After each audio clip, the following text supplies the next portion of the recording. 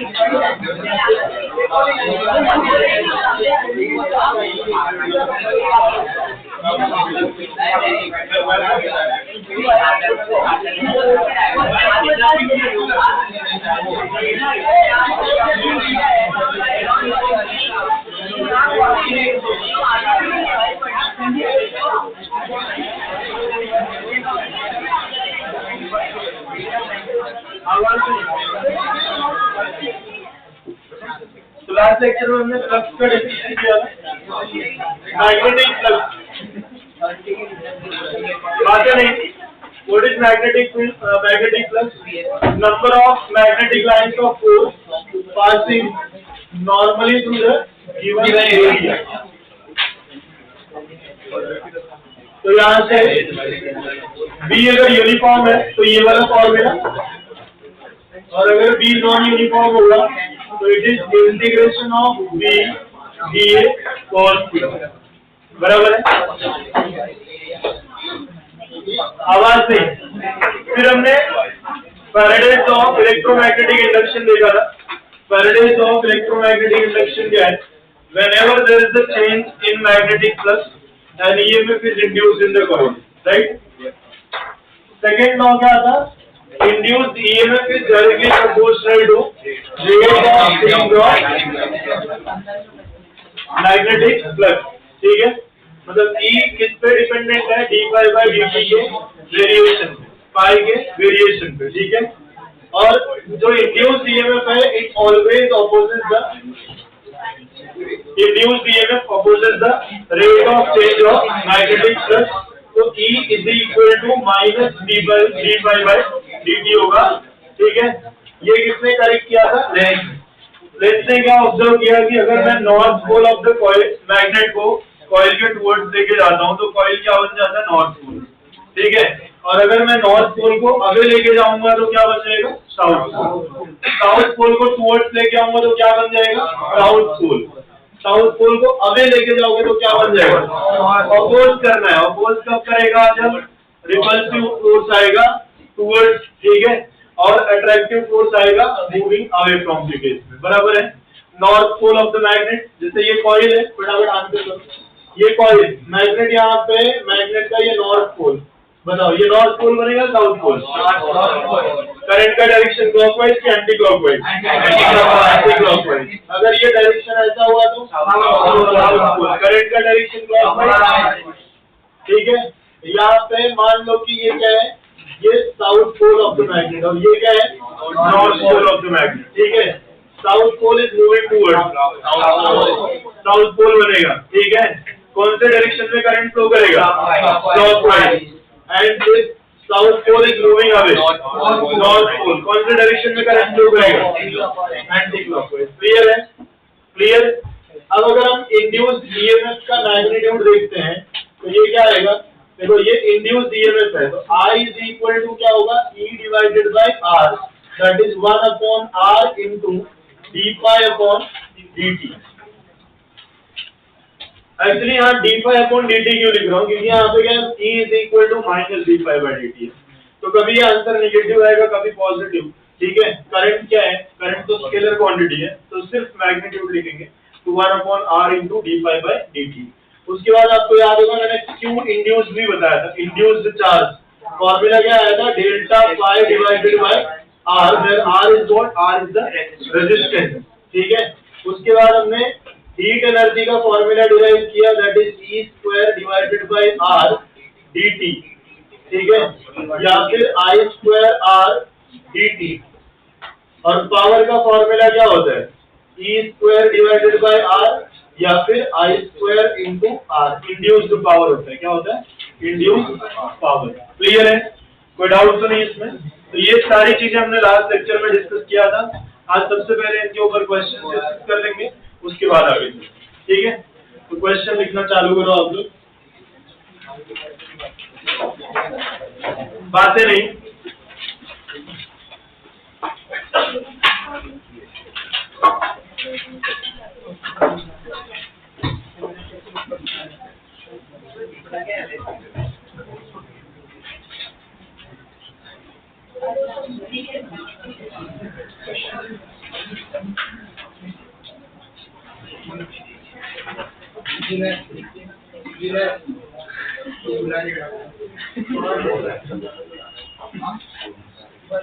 A coil having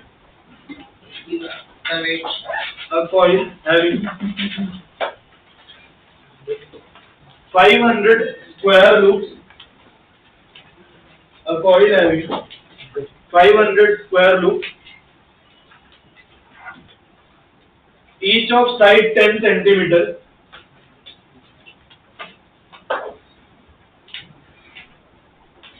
each of side 10 centimeter,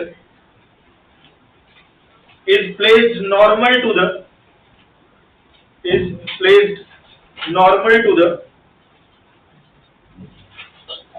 magnetic field, placed normal to the magnetic field, which increases at the rate of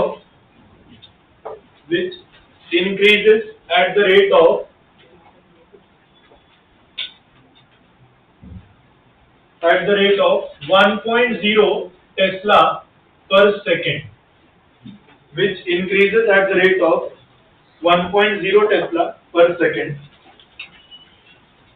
The induced EMF in volts is, the induced EMF in volts is, ठीक है। अब यहाँ पे आपको question क्या पूछा हो, देखो सबसे पहले मैग्नेटिक फील्ड का डायरेक्शन, मैग्नेटिक फील्ड अगर इस तरह से है, ठीक है, तो coil is perpendicular to the magnetic field, तो ये हो गया ए बार, और ये क्या डायरेक्शन हो गया, बी बार, आया ना।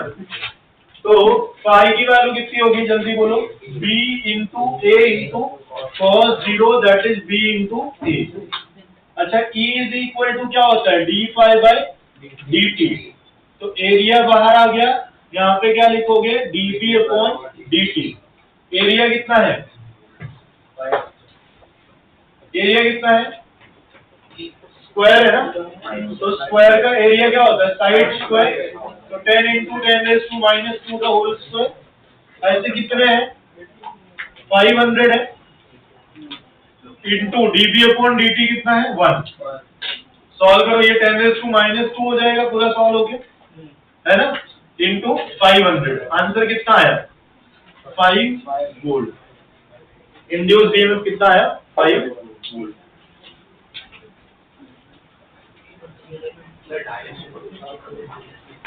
डायरेक्शन ईएमएफ को कौन सा डायरेक्शन, मैग्नीट्यूड,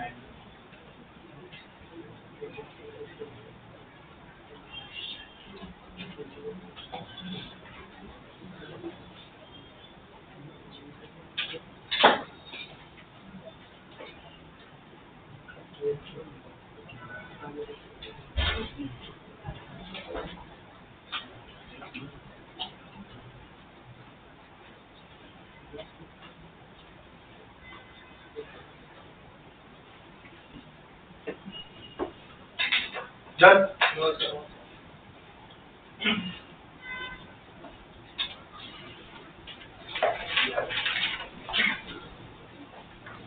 हो गया अभी। नेक्स्ट क्वेश्चन लिखो। A coil of area 100 centimetre square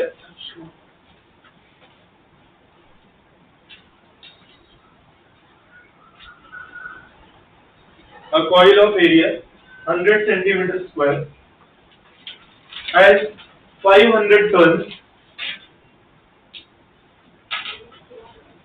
has 500 turns.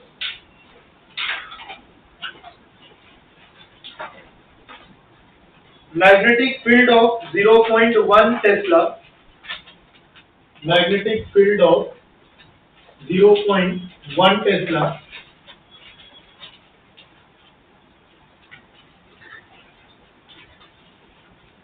is perpendicular to the plane of coil. Is perpendicular to the plane of coil.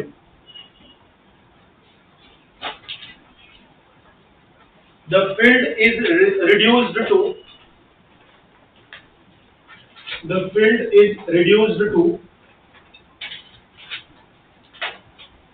0. The field is reduced to 0 in 0.1 second. The field is reduced to 0 in 0.1 second. The induced EMF in the coil is. The induced EMF in the coil is.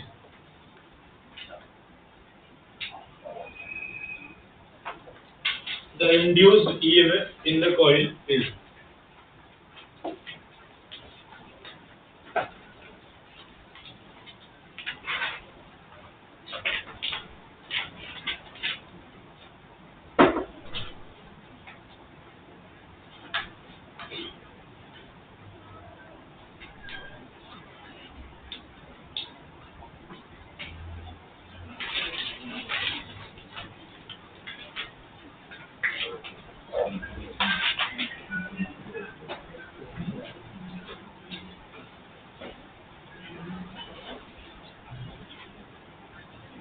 area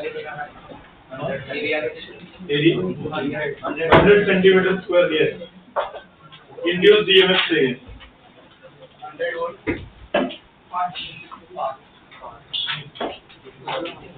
देखो E is equal to, यहाँ पे जब कभी भी question में ये mention किया हो कि area is perpendicular to the magnetic field या फिर magnetic field is perpendicular to the area, तो थीटा बाय डिफॉल्ट कितना हो जाएगा 0। और जब कभी भी थीटा 0 होगा फ्लक्स की वैल्यू क्या आएगी B into E। तो E इज इक्वल टू क्या होता है d pi by dt, मतलब क्या लिखोगे A into dV by dt। Area कितना है 100 सेंटीमीटर के लिए 10⁻⁻⁴। dB मतलब क्या होता है चेंज, तो 0.1 से 0 हो रहा है, बराबर है। तो यहाँ पे अगर माइनस लिखोगे और ये वाला माइनस मिलके क्या हो गया प्लस, तो यहाँ पे क्या लिखोगे 0.1। कितने टाइम में चेंज हुआ ये 0.1 सेकेंड में। कितने सेकेंड में 0.1। और ऐसे कितने टर्न्स है 500। क्लियर? ये सॉल्व करोगे तो ये कितना है 5 into 10⁻⁴ -4। ये देखो +4 हो गया और ये -4। आंसर कितना है 5।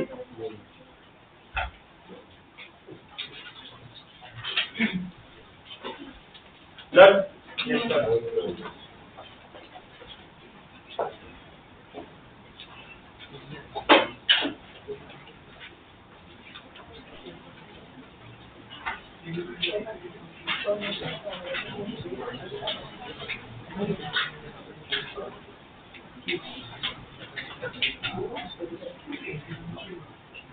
चलो ठीक है, नेक्स्ट क्वेश्चन लिखो। A square loop of side 22 centimeter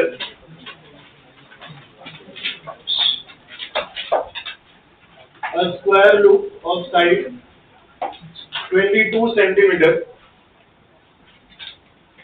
is converted into a square loop of side 22 centimeter is converted into circular loop is converted into circular loop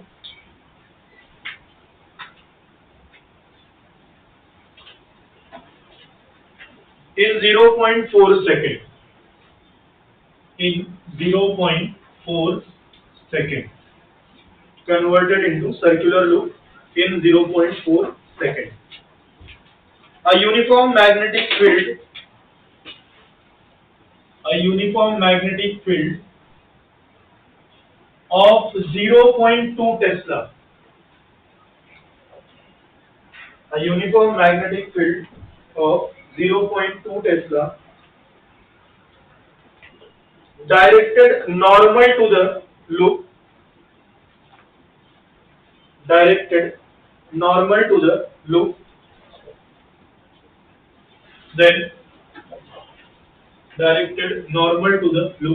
then EMF induced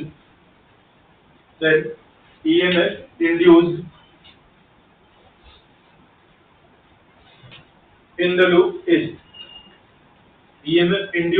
the loop is अच्छा, अब तक आपने क्या देखा कि क्या change हो रहा था? इस बार क्या चेंज हुआ है? शेप, ठीक है, एरिया चेंज हो रहा है, बराबर है। कभी एरिया इंक्रीज होगा, डिक्रीज होगा, कभी यहाँ पे शेप चेंज होगा। तो ये क्वेश्चन कहता है शेप चेंज हुआ। तो फ्लक्स फाइनल क्या लिखोगे? That is B into area final. Area final में क्या आएगा? सर्कुलर शेप आएगा। Flux initial is equal to B into area of square, बराबर है। अब देखो, अगर सर्कुलर है तो एरिया के लिए आपको क्या चाहिए? रेडियस चाहिए, ठीक है।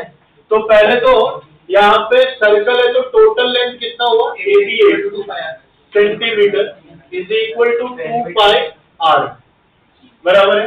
तो यहाँ से आप किसकी वैल्यू निकालोगे? आर की वैल्यू कितनी आएगी बताओ? R is equal to 88 divided by 2 pi, ठीक है। तो मैं पाई को क्या लिख सकता हूँ? 22/7, 2 इंटू 22/7, बराबर है क्या? ये कैंसिल कर दो, कितना आएगा? 14 सेंटीमीटर। आर की वैल्यू कितनी हो गई? 14 सेंटीमीटर। यहाँ तक की कहानी क्लियर है? कोई डाउट तो नहीं है? पक्का? तो ये हो गया रेडियस। ये क्या हो गया? रेडियस। तो यहाँ पे अब आपको क्या लिखना है? E is equal to flux final flux initial, ठीक है। तो यहाँ पे क्या लिखोगे? बी तो कांस्टेंट है दोनों के लिए, ये बाहर लिखो। पहले क्या था? पहले स्क्वायर था, तो स्क्वायर के लिए क्या लिखोगे? 22 का स्क्वायर, साइड स्क्वायर हो गया, आया ना? माइनस, अब पहले इधर देख लो, मैं आपको प्रैक्टिस के लिए क्वेश्चन भेज दूंगा। पहले यहाँ पे हर टाइप का क्वेश्चन देख लो, इसमें थोड़ा सा वेरिएशन करते हैं, नया टाइप का क्वेश्चन बन जाएगा। क्योंकि सिर्फ फ्लक्स, अकेले फ्लक्स के फॉर्मूले में क्या क्या आ रहा है? देखो, बी आ रहा है, ठीक है, बी आ रहा है, ए आ रहा है, cos थीटा आ रहा है, और एक टर्म है नंबर ऑफ टर्न्स हुआ तो एन भी आ रहा है। तो बी चेंज करने से भी फ्लक्स में वेरिएशन आएगा, ए चेंज करने में भी फ्लक्स में वेरिएशन आएगा, थीटा चेंज करने में भी फ्लक्स में वेरिएशन आएगा, शेप चेंज करोगे तो भी फ्लक्स में वेरिएशन आएगा, ठीक है, नंबर ऑफ टर्न्स चेंज करोगे तो भी। तो इसी एक ही फॉर्मूले में आपको 4-5 तरीके से क्वेश्चन सेट हो सकते। तो पहले अच्छे से देख लो क्या अप्रोच है, ठीक है, उसके बाद फिर कॉपी करना। मैं आपको क्वेश्चन दे दूंगा प्रैक्टिस के लिए अच्छे खासे, ठीक है, पहले उसको देख लो, समझ लो। तो B into area final minus area initial. Area initial is what? Pi into radius कितना है? 14, बराबर। ये डिवाइडेड बाय कितना टाइम लग रहा है ये सब होने में? 0.4 सेकंड, बराबर है। तो B इंटू 22 का स्क्वायर बराबर है कितना? 484, ठीक है, माइनस यहाँ पे कितना लिखोगे? 22/7 इंटू 14 इंटू 14। एक चीज और ध्यान देना, ये सेंटीमीटर में, ये सेंटीमीटर, तो एरिया कितना आएगा? Centimetre square. बाकी सारा डेटा SI में लिख रहे हो तो ये कितना आएगा? 10⁻⁻² डिवाइडेड बाय व्हाट? 0.4। अच्छा, B की वैल्यू कितनी है? 0.2, और ये कितना? 0.4। सॉल्व करोगे तो ये कितना आएगा 2 आएगा, आया ना।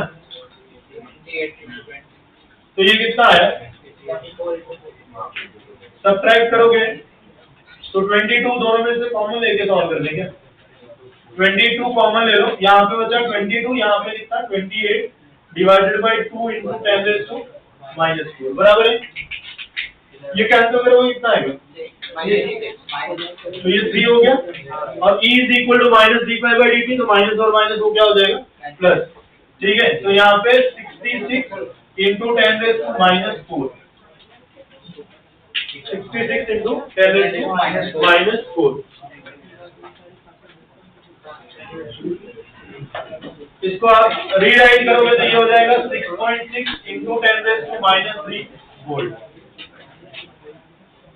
समझ आया, क्लियर है। चलो नोट डाउन करो फटाफट ये क्वेश्चन।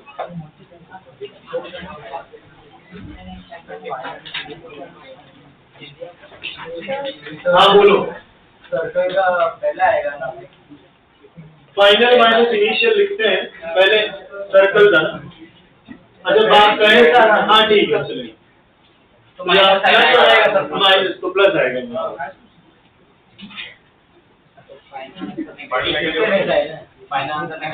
मैग्नीट्यूड ही लिखते हैं।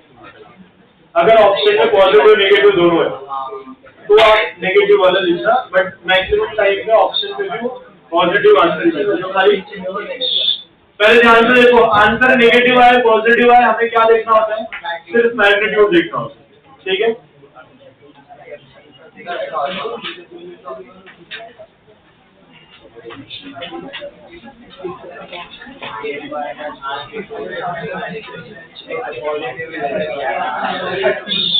बात रही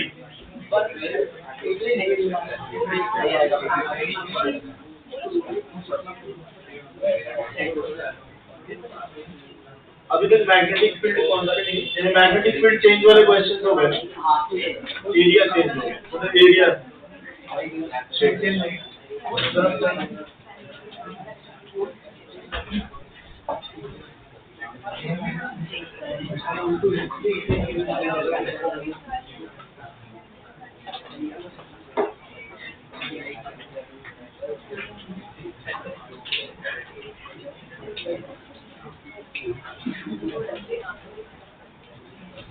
मैग्नेटिक फ्लक्स कैलकुलेशन का भी एक क्वेश्चन देखो।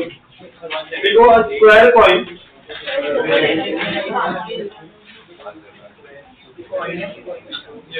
क्वेश्चन एक उसके बाद छापते रहना। Square coin of 10 raise to -2 metre square area, a square coin of 10 raised to -2 meter square area is placed perpendicular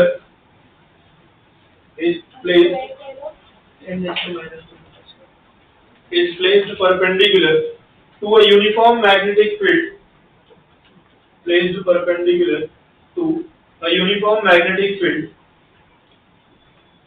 of intensity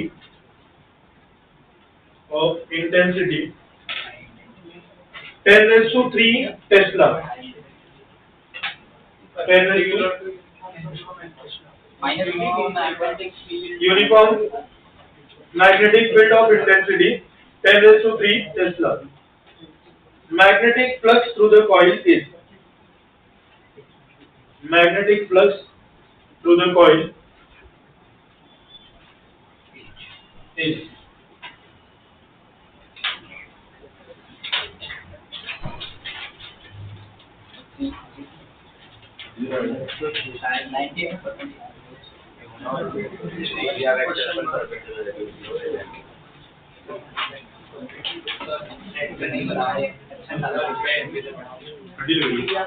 remote किसके पास?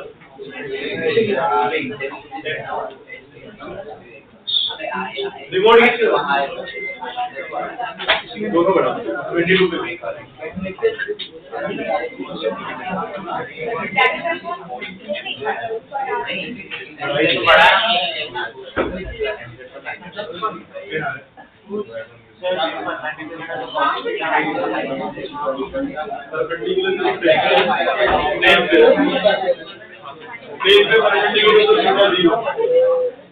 Area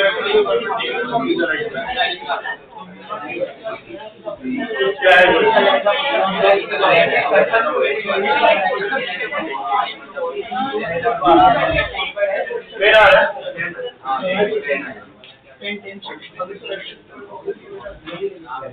square coil of area 10 raised to minus 2 meter square. Area is placed perpendicular to magnetic field ना. तो मान लो magnetic field ऐसा है, area जो square है वो ऐसा है,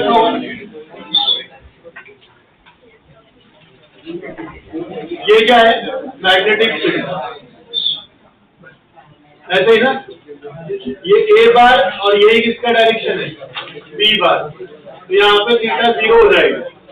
क्वेश्चन में बहुत लोगों को कंफ्यूजन हो रहा है, जब कभी भी प्लेन पे परपेंडिकुलर बोलेगा तो थीटा कितना होगा 0 प्लेन पे, क्योंकि थीटा हम किसके रिस्पेक्ट में मेजर करते हैं एरिया वेक्टर, ठीक है, प्लेन पे परपेंडिकुलर मतलब एरिया वेक्टर के पैरेलल। तो यहाँ पे phi is equal to direct क्या लिखोगे बी इंटू ए, बी की वैल्यू कितना दिया क्वेश्चन 10⁻³ और एरिया कितना दे रखा है 10⁻²। सॉल्व करोगे तो कितना आएगा 10 वेबर, कितना आया 10 वेबर। क्लियर है?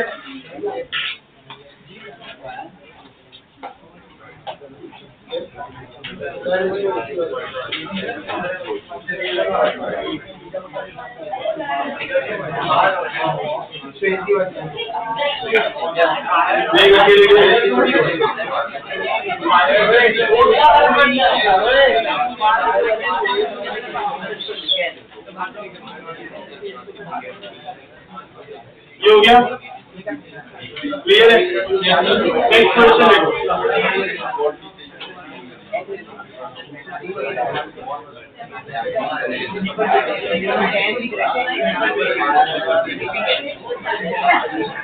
a coil of resistance 400 ohm, a coil of resistance 400 ohm, a coil of resistance 400 ohm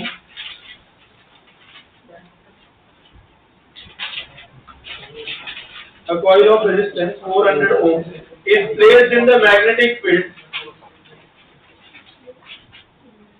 is placed in the magnetic field if the magnetic flux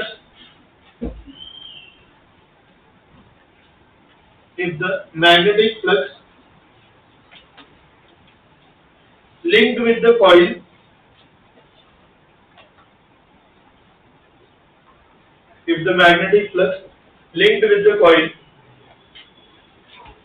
varies with time, as phi is equal to 50t square plus 4. Phi is equal to 50t square plus 4.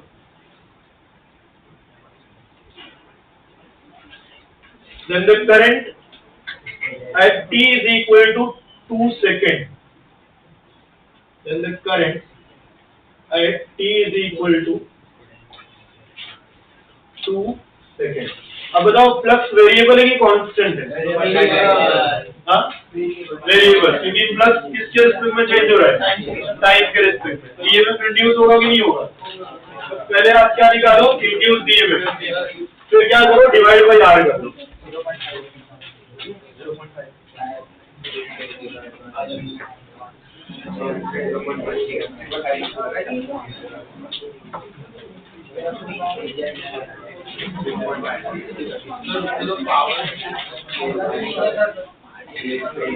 कौन सा एक ऐसे बंद कर दो।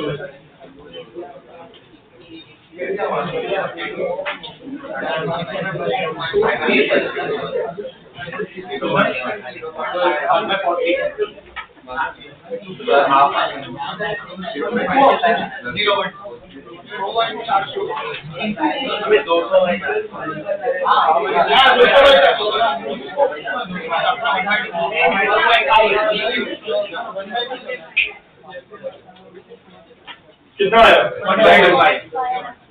d∅dt क्या है? तो d/dt of 50t square plus 4 ये कितना है 100t, इसी को e बोलते हैं। तो e at what time, e at t is equal to 2 कितना है 100 into 2 that is 200। हमें क्या पूछा हुआ है करंट इज इक्वल टू क्या होता है e by r that is 200 divided by resistance कितना है 400 कितना आएगा 0 पॉइंट। क्लियर है? तो ये करंट कैलकुलेशन था। ठीक है, अब तक हमने क्या कैलकुलेट किया था ईएमएफ। ये क्वेश्चन किस पे बेस्ड था करंट।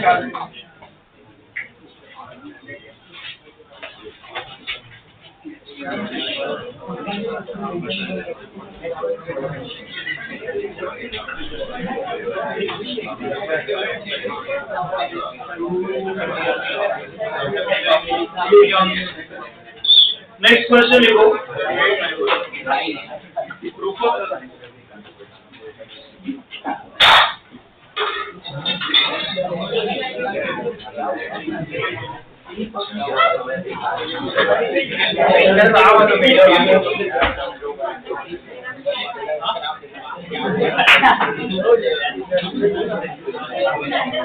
बात नहीं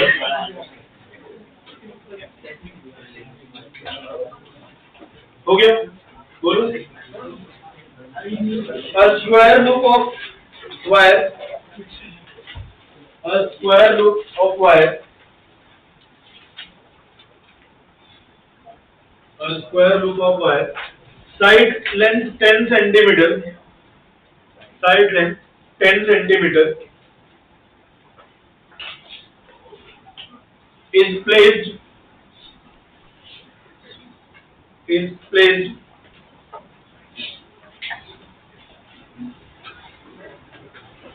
at an angle of 45 degree with the magnetic field, placed at an angle of 45 degree with the magnetic field,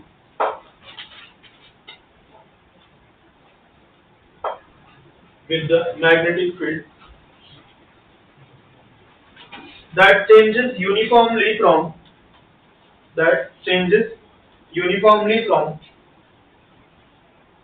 0.1 to 0.1 kilo/2, ठीक है 0.1 to 0 second, sorry 0.1 to 0 in 0.1 2 नहीं भाई 0.1 to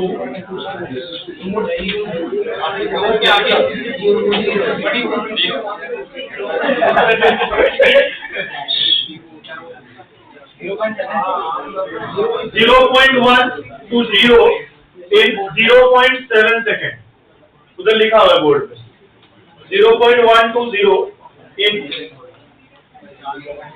0.7 seconds. Thus, the induced current in the loop,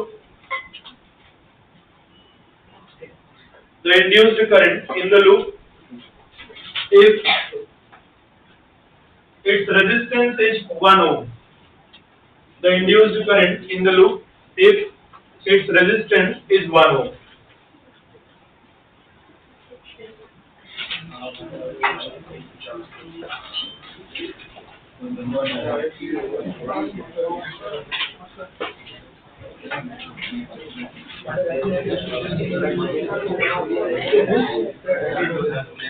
discussion नहीं।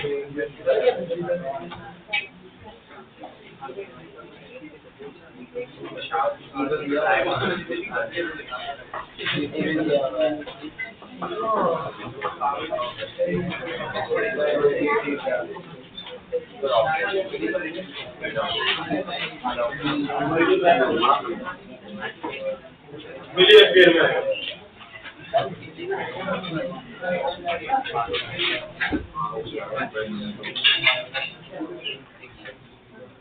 इसका ऐसे तो 0.707 cancel हो गया सर 14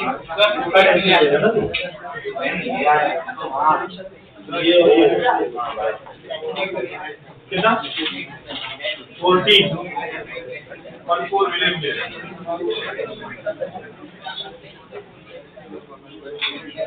कोई ऑप्शन नहीं।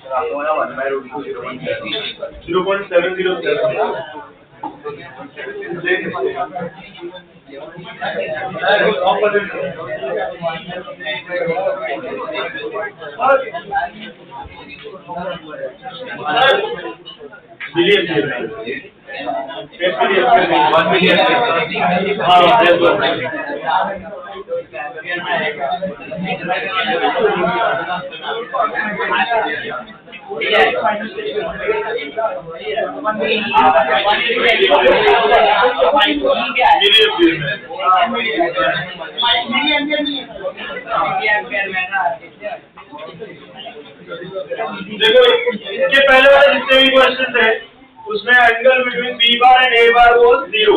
इस क्वेश्चन में angle between B bar and A bar is 45। तो यहाँ पे ये मान लो कि स्क्वायर लूप है,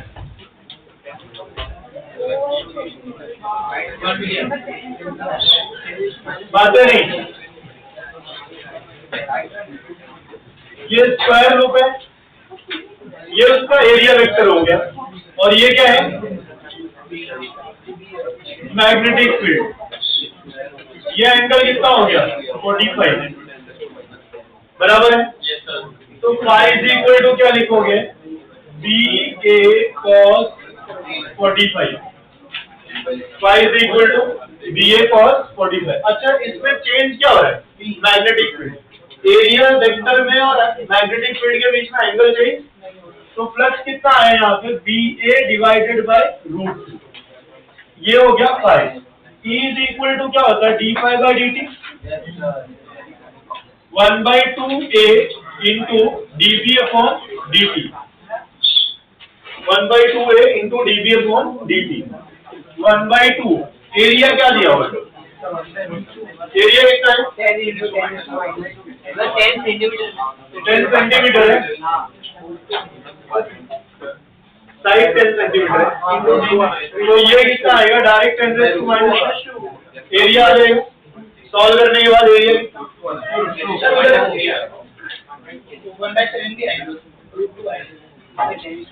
बराबर है। और मैग्नेटिक फील्ड कितनी हो रही है, फाइनल कितना हो रहा है 0, इनिशियल कितना है 0.1। तो ये वाला minus e equal to minus d phi by d t वाला, और ये वाला माइनस, दोनों क्या हो जाएंगे प्लस।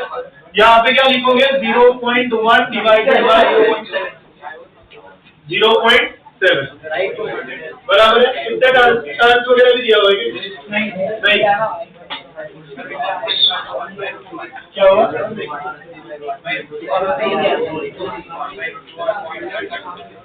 देखो 1/√2 को, अच्छा इधर नहीं आता पहले, इधर यहाँ पे 1/√2 मतलब 0.707 into 10 raise to minus 0.1 divided by 0.7, cancel कर दो। 10 raise to minus 2 10 raise to minus 1 कितना आया 10 raise to minus 3, that is 1 milliampere.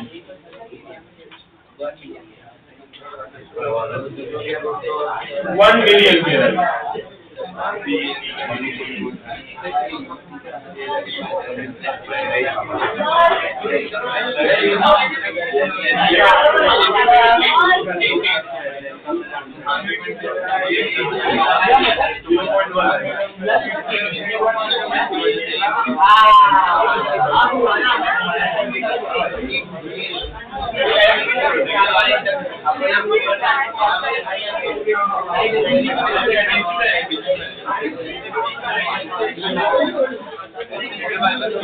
नहीं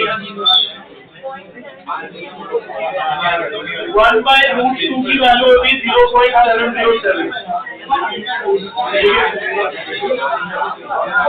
बातें नहीं,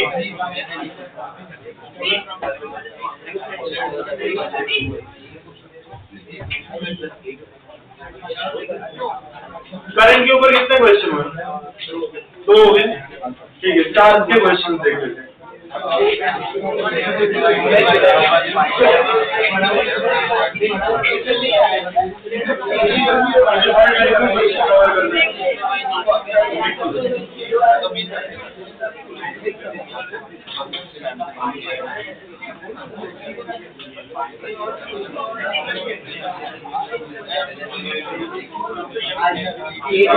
करंट का एक और question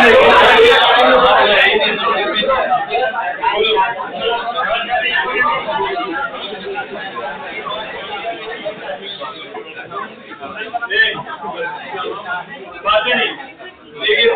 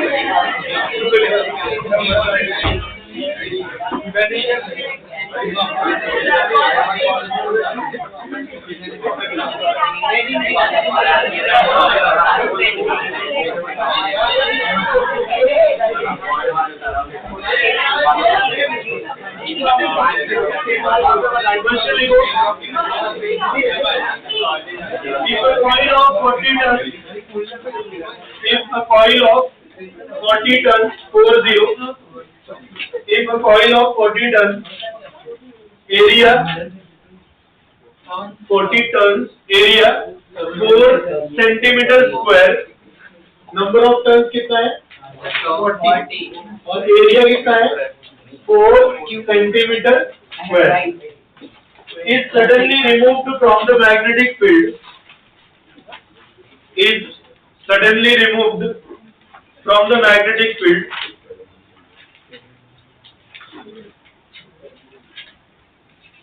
is suddenly removed from the magnetic field. It is observed that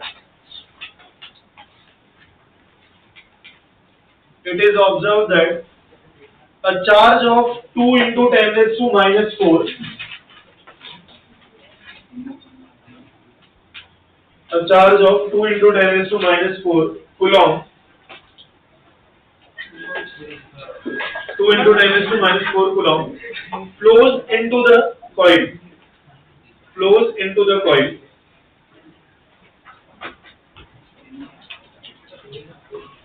If the resistance of the coil is 80 ohm, if the resistance of the coil is 80 ohm,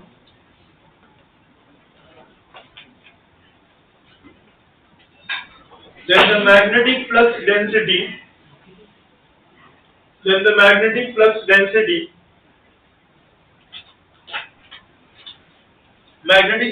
मतलब समझ में आता है आपको कौन सी क्वांटिटी फाई की B magnetic flux density is तुक्का मारा फाई प्लस होता है जो बच्चा फाई डिवाइड बाय एरिया तो फाई क्या होता है बी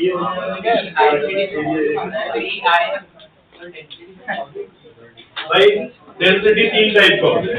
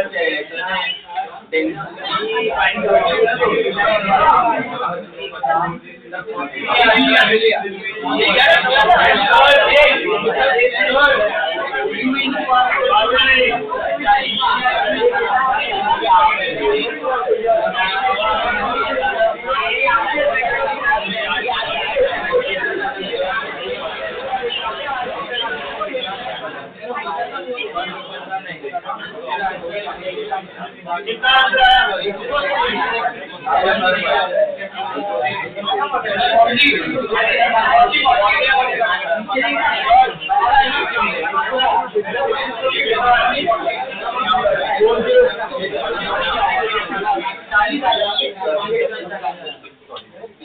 चार्ज कितना दिया हुआ है यहाँ पे? Q इज इक्वल टू क्या होता है? Delta pi divided by are.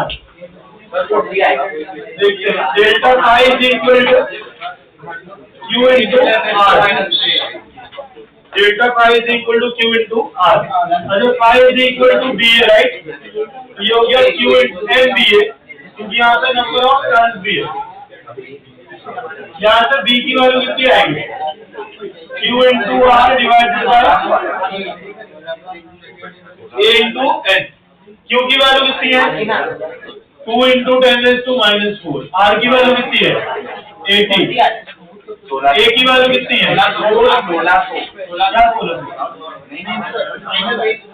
अभी फाइनल आंसर कैसे है? N की वैल्यू कितनी है? 40। बराबर। तो ये कितना है? ये कैंसिल हो गया।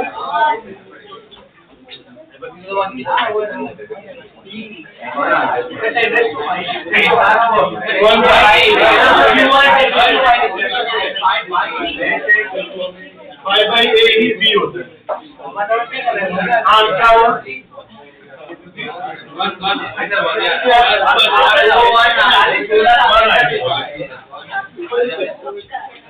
1600 कौन बोल रहा था?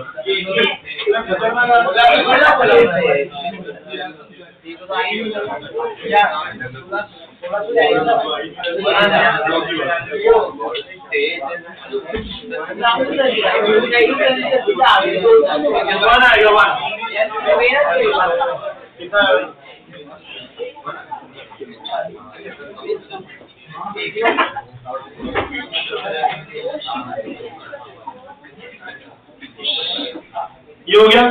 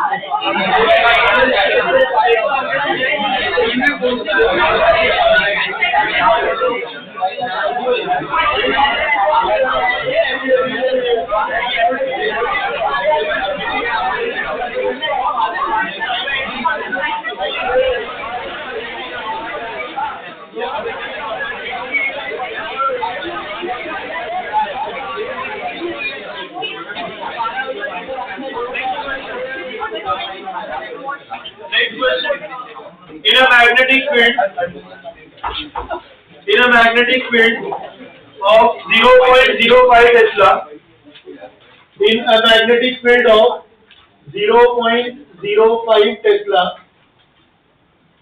In a magnetic field of 0.05 Tesla, area of the coil changes from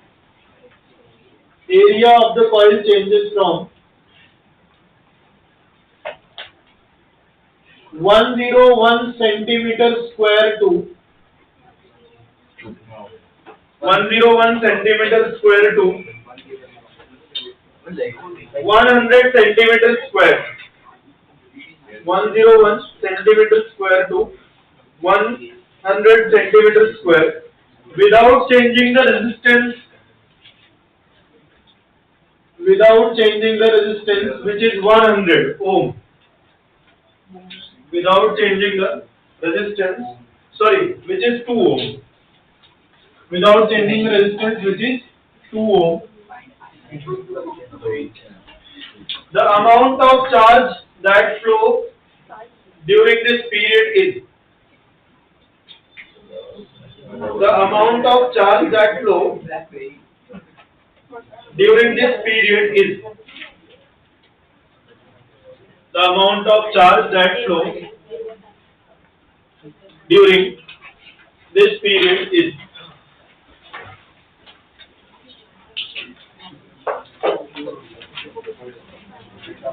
फिर बातें चालू हो गई आप लोग की।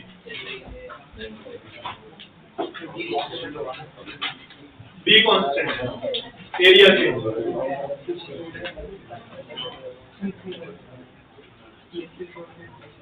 वो बंद करो सॉल्व करो 25 मिलियन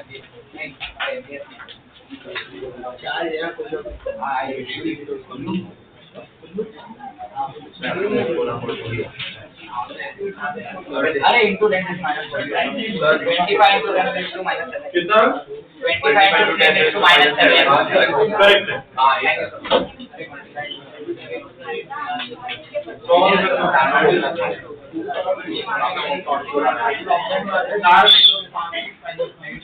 इजी क्वेश्चन है बहुत ज्यादा।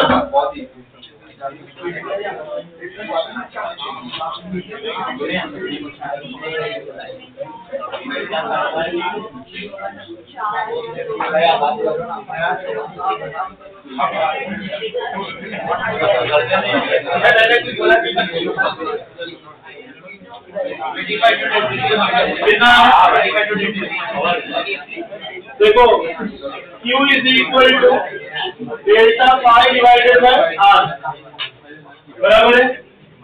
तो यहाँ पे delta pi is what B into 101 minus 100, ये सेंटीमीटर में है ना, सेंटीमीटर स्क्वायर, तो कितना आ गया 10⁻⁴ metre square divided by R की वैल्यू कितनी है 2, और यहाँ पे रेजिस्टेंस कितना दिया है 2, तो 2 और 2 कैंसिल। ये कितना आएगा सॉल्व करके 101 माइनस 100, तो कितना आया 1 इंटू 10⁻⁴। अच्छा B की वैल्यू कितना है, B तो लिखना ही रहेगा ना, 2 क्यों लिखा मैंने, ये कितना आएगा 0.05, तो ये कैंसिल होगा तो 0.025, तो 0.025 को 2.5 इंटू 10⁻⁻² कर देता हूँ मैं, तो आंसर आएगा 2.5 into 10⁻⁶।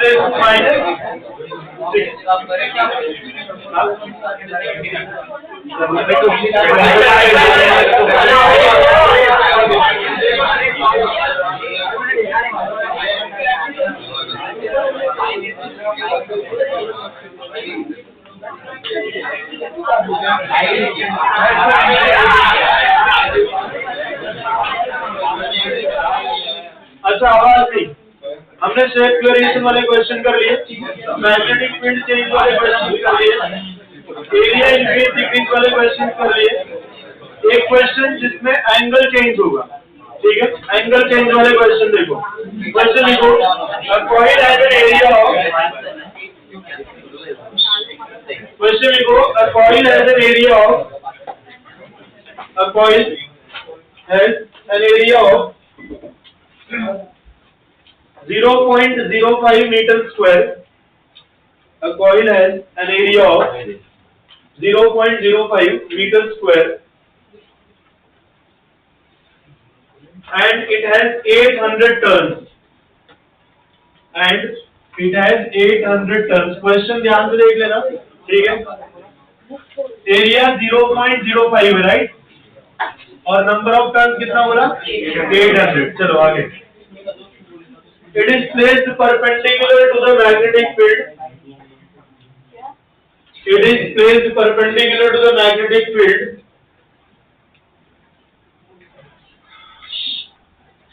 It is placed perpendicular to the magnetic field of strength. Magnetic field of strength 4 into 10 raised to minus 5 Tesla. 4 into 10 raised to minus 5 Tesla. It is rotated through 90 degree. It is rotated through 90 degree in 0.1 second. It is rotated through 90 degree in 0.1 second. The average induced EMF in the coil is. The average induced EMF in the coil is.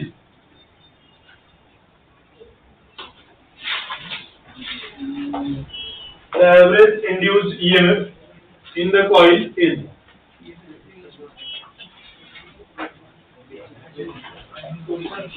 पहले perpendicular B bar तो एक ही direction है। क्या होगा? B bar एक ही direction नहीं, direction change हो गया ना, इस बार कॉइल रोटेट हो रही है। बी बार का भी पहले ऐसा देखो, बी बार तो फिक्स है, हाँ। बट अभी बी बार ए बार ऐसा है। मैग्नेटिक, आप देखो कॉइल रोटेट हो गई, मैग्नेटिक फील्ड उधर ही है, कॉइल रोटेट हो रही है, तो एंगल तो चेंज होगा ही।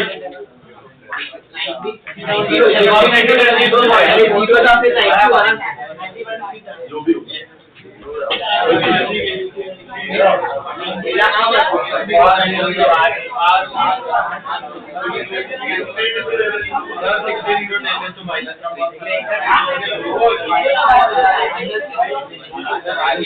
टाइम क्या है? टाइम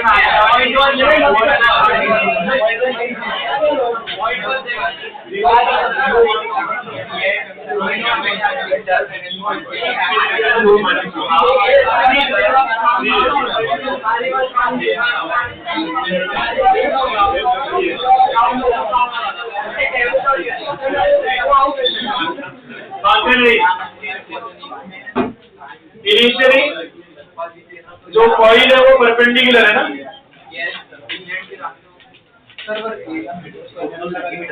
कन्वर्ट कर सेंटीमीटर से मीटर।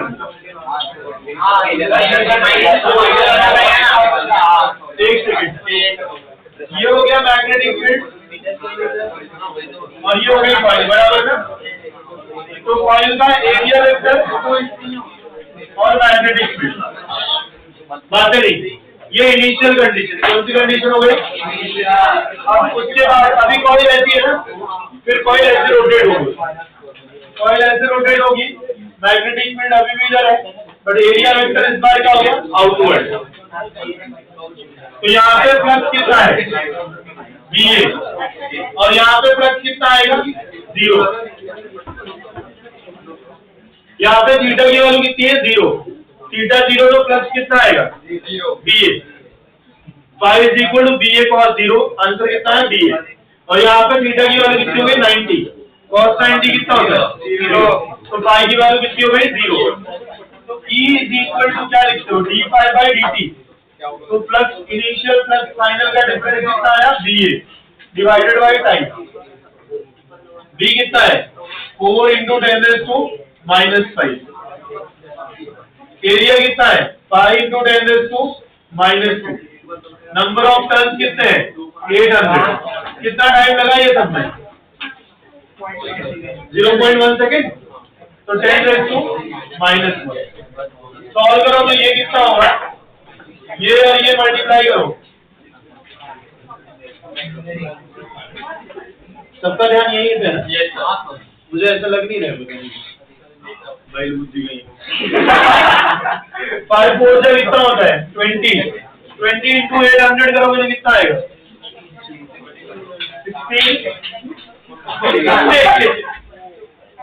16 बुलाएंगे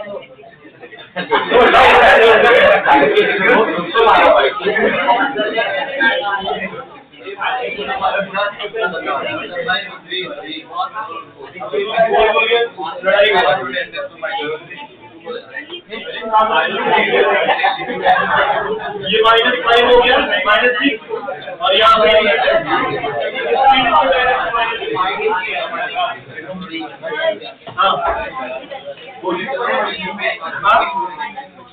नहीं आएगा माइनस। देखो यहाँ पे प्रॉपर है ये डेटा यहाँ पे कैसे लिखा है आपने भी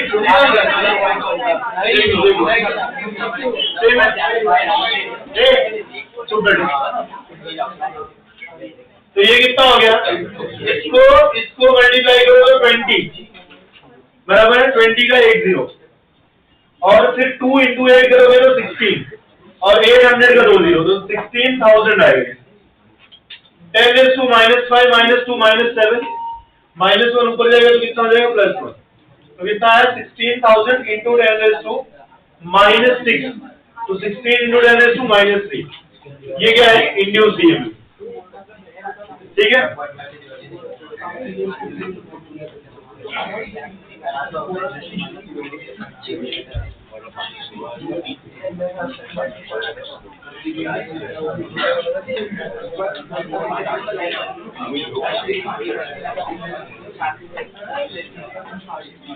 बात है नहीं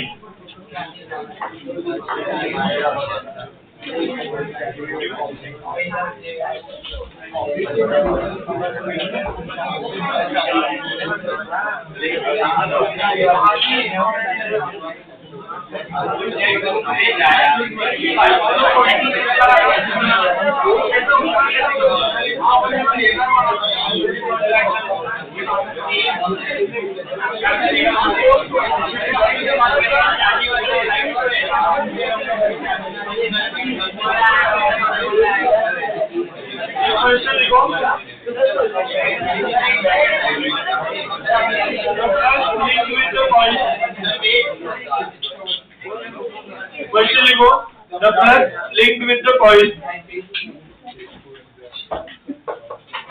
the flux linked with the coil is given by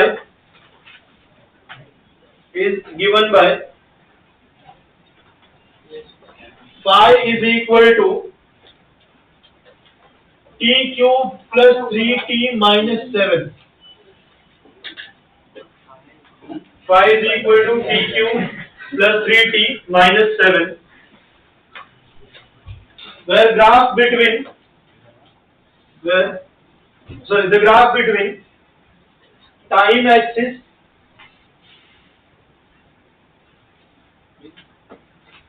and induced EMF axis the graph between time axis and induced EMF axis तो time axis को x axis पे बोला है और induced EMF को कहाँ पे इसका ग्राफ प्लॉट करना है induced EMF axis हाँ इसका ग्राफ बताना है स्ट्रेट लाइन है पैराबोला है सर्कल है एलिप्स है straight line not passing through origin parabola not passing through parabola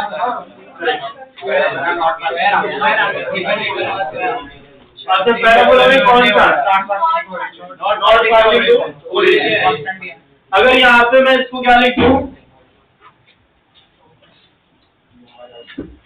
अब ये कौन सा पैराबोला हुआ कहाँ पे अगर इसको चेंज कर अरे passing through origin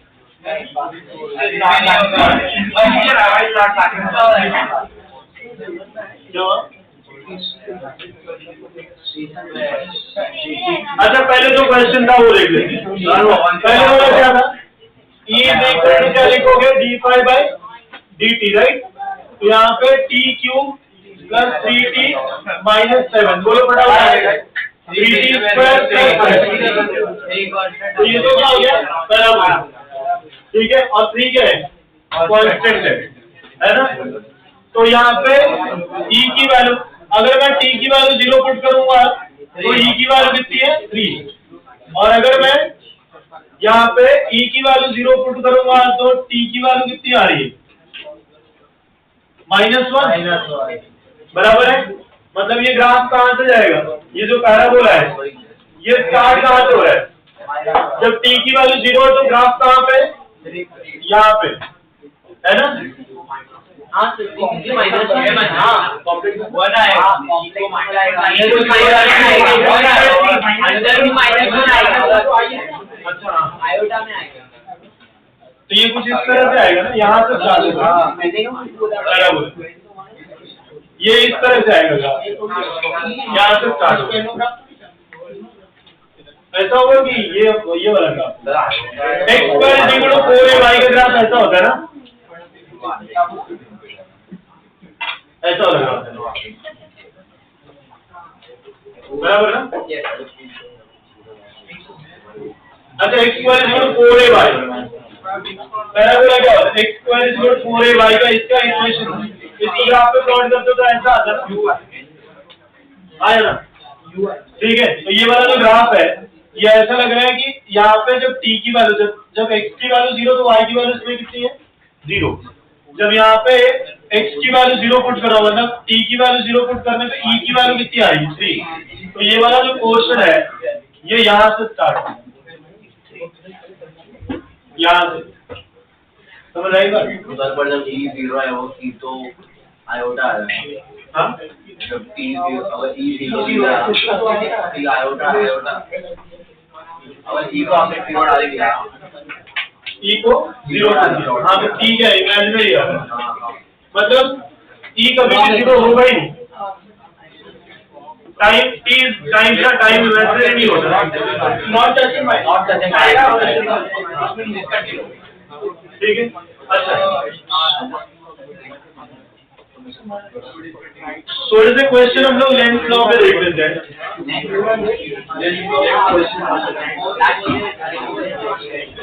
Faraday's law के क्वेश्चन क्लियर है सबको, आए ना, कोई डाउट है?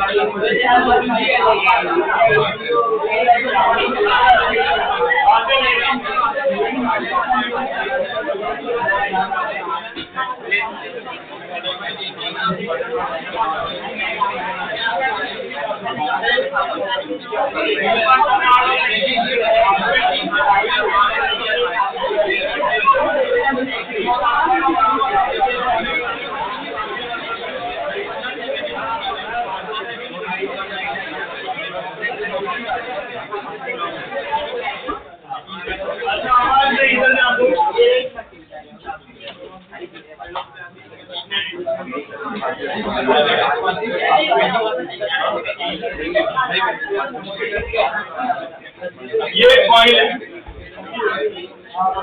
ठीक है।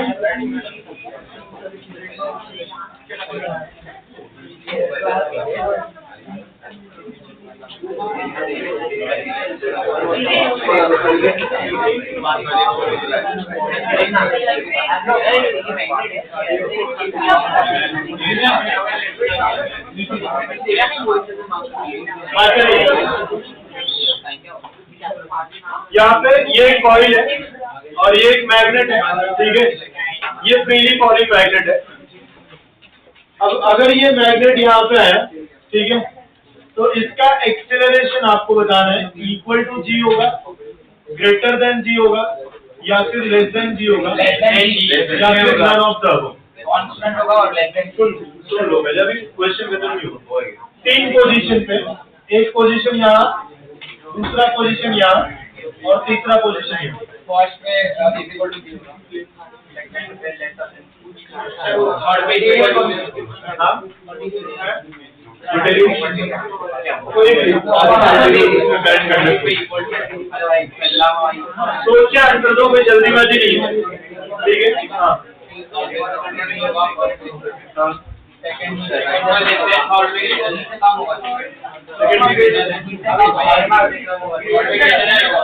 अच्छा ठीक है,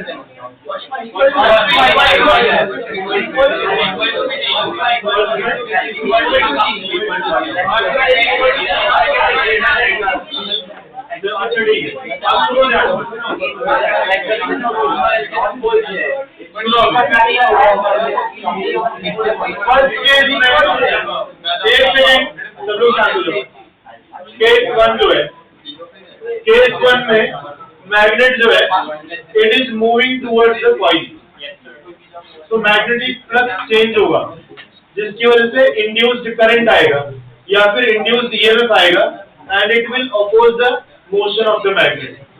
तो केस वन जो है उसको क्या दिख रहा है कि यहाँ पे north pole of the magnet is moving toward, तो ये भी क्या बनेगा, जब टुवर्ड का केस आता है तो नॉर्थ पोल अगर टुवर्ड आएगा तो नॉर्थ बनेगा, साउथ पोल आएगा तो साउथ। तो यहाँ पे ये क्या है, नॉर्थ पोल, तो ये भी क्या बन जाएगा, नॉर्थ पोल। क्या बन जाएगा, अगर ये नॉर्थ पोल बन गया तो ये इसको रिपेल करेगा कि अट्रैक्ट करेगा, तो पॉइंट वन पे A will be less than G, point one पे A will be less than G।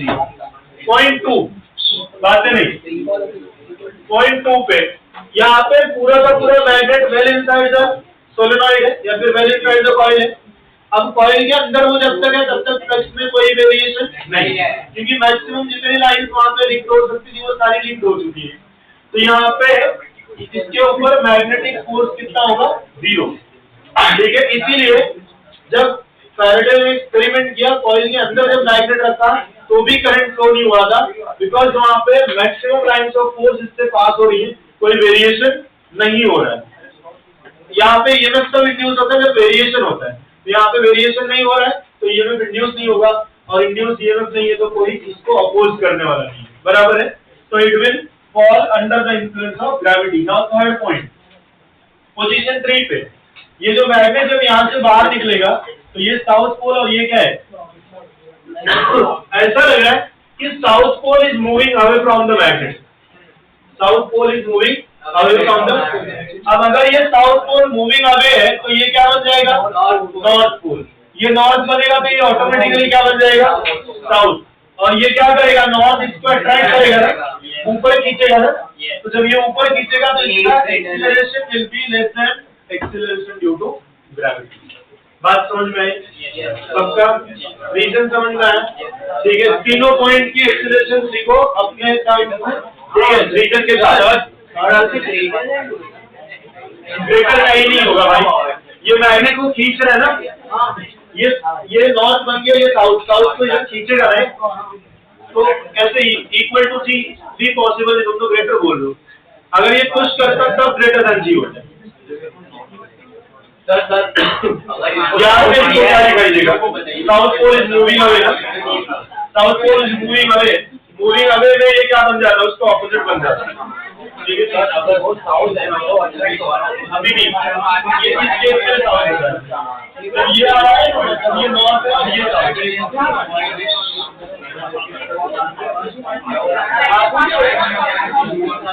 बातें नहीं, ये सब कंसेप्ट है, ठीक है। इसको अच्छे से समझा करो, इसके टाइम पे मस्ती मत किया करो, समझ आएगा, क्लियर है।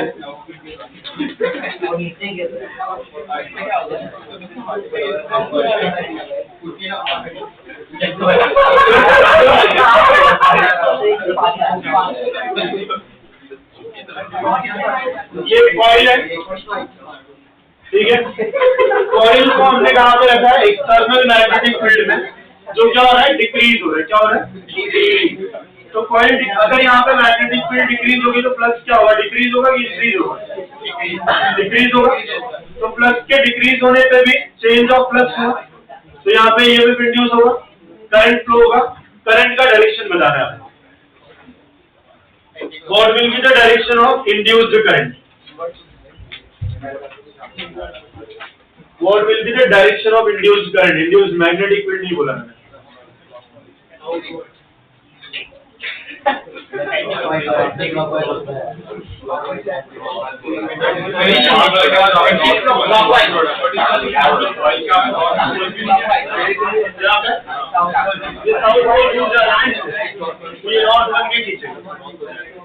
यहाँ पे नॉर्थ पोल इसके पास आया, नॉर्थ पोल के ऊपर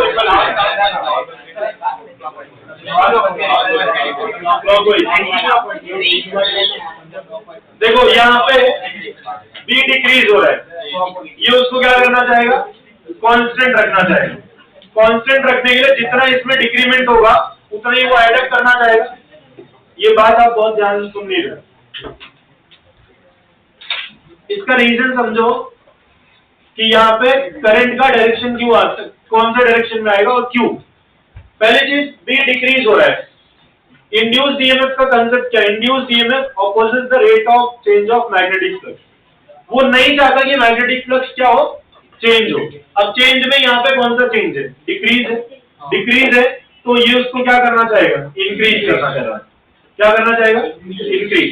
तो अगर ये इंक्रीज करना चाहता है तो इसको कौन से डायरेक्शन में फील्ड बनानी पड़ेगी? कौन से डायरेक्शन की फील्ड डिक्रीज हो रही है? इनवर्ड डायरेक्शन की. कौन सा डायरेक्शन के? इनवर्ड. तो ये अपने आप को कैसे क्लॉकवाइज डायरेक्शन में करंट फ्लो करेगा कि एंटी क्लॉकवाइज? क्लॉकवाइज डायरेक्शन में, सो दैट कि यहाँ पे मैग्नेटिक फील्ड इसकी वजह से भी किधर आए? इनवर्ड आए. तो ये जो डिक्रीज हो रहा है उसकी मैग्नेटिक फील्ड में इसकी खुद की मैग्नेटिक फील्ड ऐड होगी तो नेट मैग्नेटिक फील्ड क्या हो जाएगी? फिर से इनिशियल. जैसे ये डिक्रीज हुआ, 1 सेकंड में डिक्रीज होके कितना हो गया? 5 से 2. कितना हो गया? 5 से 2. तो कितना डिक्रीज हुआ? 3 डिक्रीज हुआ. ये करंट फ्लो करके खुद को कितना बनाना चाहेगा? 3. ठीक है. और वो 3 इसमें ऐड कर दोगे तो फिर से कितना आया? 5 आया ना. 5 से ये कितना हुआ था? 2 डिक्रीज हुआ था ना. तो यहाँ पे 5 - 2 तो कितना आया? 3 डिक्रीज हुआ. अब ये 3 उतना ही प्रोड्यूस करेगा. ये इंड्यूस करंट कितना मैग्नेटिक फील्ड प्रोड्यूस करेगा? 3. तो यहाँ पे 3 प्लस अब बचा हुआ 2 दैट इज इक्वल टू 5. तो फ्लक्स चेंज हुआ क्या? नहीं. तो उसको क्या रखना है? मैग्नेटिक फील्ड कांस्टेंट रखना है. वो नहीं चाहता कि मैग्नेटिक फील्ड क्या हो? चेंज हो. ठीक है. तो इसीलिए वो उस डायरेक्शन में मैग्नेटिक फील्ड इंक्रीज कर रहे, मतलब उसी डायरेक्शन में करंट फ्लो करेगा कि इसकी मैग्नेटिक फील्ड में ऐड हो जाए. अगर यही उल्टा सिचुएशन हो जाए, बी डिक्रीजिंग की जगह पे बी इनवर्ड हो बट इंक्रीजिंग हो, अब बताओ कौन सा डायरेक्शन में? बी इनवर्ड ही है बट इंक्रीजिंग है. इंक्रीज हो रहा है, कोई चीज इंक्रीज हो रही है, उसको क्या करना है? कांस्टेंट रखना है. तो उसके ऑपोजिट डायरेक्शन में आना चाहिए. एंटी क्लॉकवाइज, एंटी क्लॉकवाइज की क्लॉकवाइज?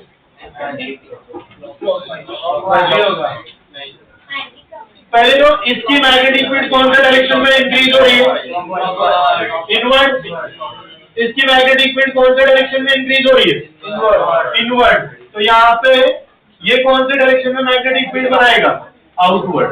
ताकि जितना, जैसे 8 से ये कितना हुआ? 10. 8 से कितना हुआ? 10. तो ये आउटवर्ड कितना बनाया? 2. तो वो 2 ऑपोजिट है ना, सब्ट्रैक्ट हो गया, फिर से कितना हो गया? 8. तो चेंज हुआ क्या? तुम्हें समझना ही नहीं तो फिर क्या ही होगा. लिख लो.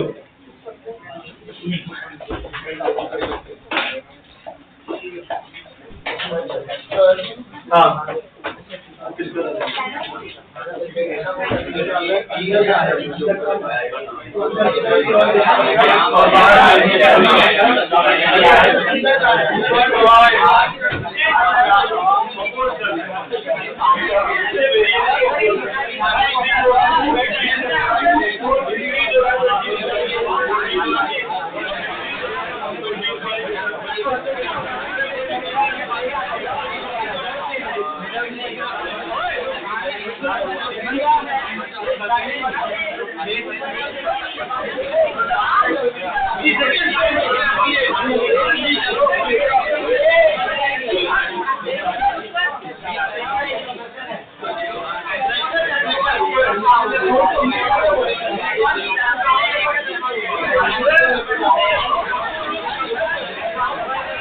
Yeah.